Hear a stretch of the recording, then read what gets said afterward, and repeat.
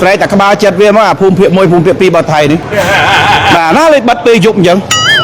យើងមើលទៅរាជរដ្ឋាភិបាលរបស់ថៃកូនស្រីរបស់លោកថាក់ស៊ីនហាក់បីដូចជាគ្មានឥទ្ធិពលអ្វីសោះចំពោះយោធាភូមិភាគ1និងភូមិភាគ2របស់ថៃបាទយើងដឹងហើយថាថៃរដ្ឋាភិបាលផ្សេងទៅរដ្ឋាភិបាលរបស់ថៃវាអត់មានឥទ្ធិពលអីបញ្ជាយោធារបស់ថៃបានទេរដ្ឋាភិបាលរបស់ថៃអត់មានឥទ្ធិពលមានន័យថាយើងឃើញថាអត់មានឥទ្ធិពលទៅលើយោធាថៃទេគឺបិទដោយឯកតោភាគីតែម្ដងបាទមិនមានការជួនដំណឹងមកកម្ពុជាយើងទេគឺថាលើកឃើញបិទពេលយប់តែម្ដងអញ្ចឹងទៅបងប្អូននៅផ្សារលងឃ្លឿជួនកាលគាត់សម្រាកនៅហ្នឹងហើយគាត់ពិបាកនឹងចេញឥឡូវនេះបងប្អូនលក់ដូរអីវ៉ាន់នៅផ្សារលងឃ្លឿលោកអីហ្នឹងដែលគាត់ត្រូវចាក់ចេញមកប្រទេសកម្ពុជាហ្នឹងគឺឥឡូវចេញអត់រួចទេបាទនៅទីនេះគឺនៅនឹងតែម្ដងបាទផ្សារតែបិទយប់មិញតែម្ដងបាទបងប្អូនដឹងបិទយប់មិញខ្ញុំកំពុងតែដាក់នោះស្រាប់តែប្រកាសបិទទៅបាទអញ្ចឹងបានថាគេចង់បិទគេចង់បើកបិទហើយស្រីតែក្បាលចិត្តវាមកអាភូមិភាគ1ភូមិភាគ2របស់ថៃនេះបាទណាលេបិទពេលយប់អញ្ចឹង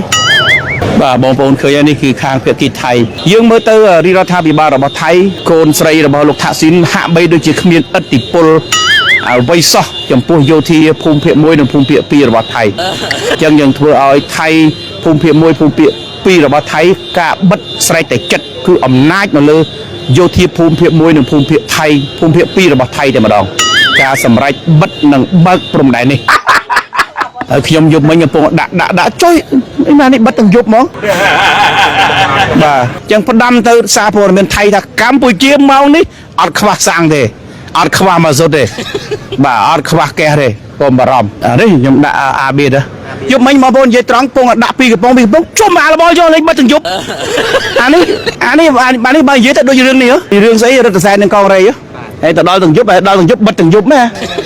តកែការ៉ាសាំងខ្ញុំនិយាយតកែការ៉ាសាំង PTT តកែការ៉ាសាំង PTT បើសិនជាឆ្លាតនៅម៉ោងនេះពេលនេះបកផ្លាកចោល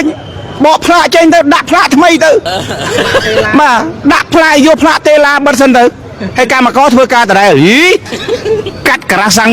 PTT មួយតម្លៃ$1 លានជាងម៉ោងនេះកុំឆោតពេកបិទផ្លាកតេឡាបងប្អូនឃើញលេសាវាចង់បិទទាំងយប់ចឹងងាប់ហើយអានេះសាហាវជាងនាងអីរឿងរដ្ឋសែននាងកងរៃចេញរាជសារឲ្យទៅស៊ីទាំងយប់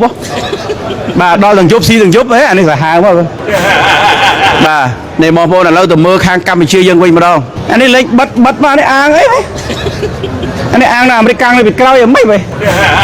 បាទរបល់យកចង់បិទចង់បើកហេអត់មានជូនដំណឹងឲ្យកម្មករមុនមកសិនសោះបងប្អូនណាដែលមានភ្ញៀវជាតិនិងអន្តរជាតិចង់ឆ្លងដែនបើកំពុងនៅសន្តាគារដេកសិនទៅដាក់មួយយូរ2យូរសិនទៅហើយចាំមើលស្ថានភាពតទៅទៀត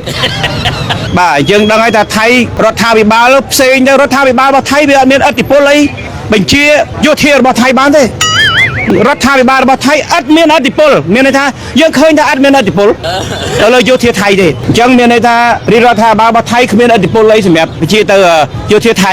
បាទធ្វើឲ្យយោធាថៃភូមិភាគ2ភូមិភាគ1ធ្វើជួទៅភ្លៀងបាទតាមចិត្តតែម្ដងបើយើងគឺផ្សាយស្រាយើងគឺផ្សាយពាណិជ្ជកម្មទេផ្សាយពាណិជ្ជកម្មគឺប្រកបរង្វាន់ប្រាក់លានខ្ញុំមិនផ្សាយឲ្យបងប្អូនយើងផឹកស្រាទេណាហ្នឹងហើយគឺមកប្រកបរង្វាន់ស៊ីឈ្នួលធ្វើកញ្ចក់ស៊ីឈ្នួលគេទេអញ្ចឹងបងប្អូនយើងផឹកឲ្យទៅខ្ញុំអត់ខ្វល់ទេសំខាន់បំផុតខ្ញុំផ្សព្វផ្សាយនេះគឺគាត់ប្រកបប្រាក់លានជូនអតិថិជនដែលត្រូវរង្វាន់អាបៀ